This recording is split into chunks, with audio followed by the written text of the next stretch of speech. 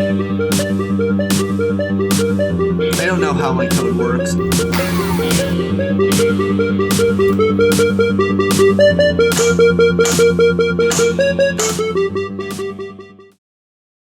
What's up, ballers? We are at update number 10. I'm going to be trying to update a little bit more often now, so if you're not subscribed yet, now is a good time to subscribe. I'm also asking you guys to be leaving comments as to how I can be improving my videos a little bit, because that kind of feedback really helps me out a lot. Anyway, now that I have a final understanding as to where all the pieces will be placed, it's time to begin the first attempt at final assembly. So I stripped the table all the way down in preparation for sanding. I removed all the individual pieces again. All the screws, all the ramps, all the wiring, everything. I have just a few more holes to put in before sanding. These pieces are fresh off the 3D printer and need holes drilled all the way through so that my screws can go in through the bottom and catch on the nuts inserted into the ramps, hospital, and outside solids. I am noticing some unevenness here on this green ramp. I'll be interested to see if it's significant enough to warrant a reprint. I'm testing out printing with much thinner layers to see if it can be remedied, but it's taking a very long time to print just a single piece. Many of these pieces that I'm printing are available for download on my Thingiverse page. Link in the description.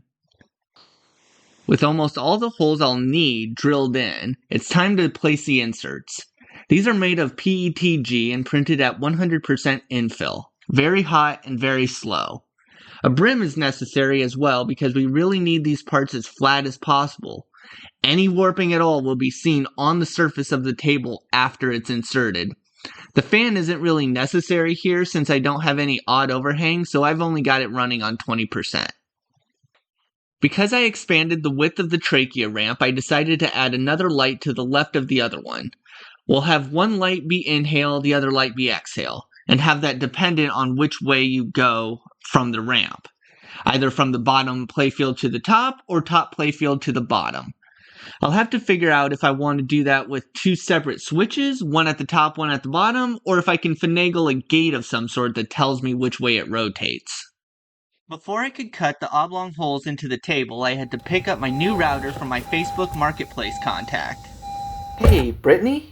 Will? Oh, you got it? You know, this was my dad's. Oh, yeah? He loved making stuff out of wood until it all got burned up. I told him not to be smoking or frying wontons. You want a wonton? I got a whole bag of them. The playfield inserts don't sit in just a simple hole.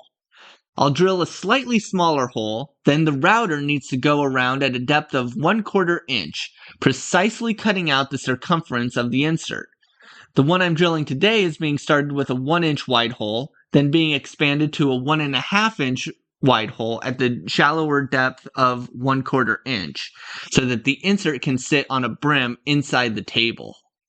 Back when I worked construction, this had been about, 12 years ago now. Back in the hot Miami heat, we would be building decks overlooking the ocean, and our router stopped working, and my boss at the time sent me out. He said that the router needed new fallopian tubes. Now, why would a router need tubes of any sort? I don't know, I'm just a dumb teenager. Sure, yeah, I'll go get the fallopian tubes for you. Needless to say, they didn't have any. I asked one of the staff members there if they could help me out, and the lady asked, "Oh, do you need normal or extra wide?" I didn't know what to tell her, so I called my boss up. He tells me, "Get them as wide as you can find them." And I don't know how they managed to keep a straight face through all that, because they went back and forth with me in the middle for a good couple of minutes before I was able to figure out what was going on there. Would you believe I'm an EMT now? The process of gluing it all in is pretty straightforward. I'm using a simple white glue because it sands well and maintains that whitish semi-transparency that will blend well with the inserts themselves. I'm also trying to fill in the gaps between the inserts and the table. As careful as I was with the routing, I wasn't perfect, so a little gap filler will help smooth everything out a bit.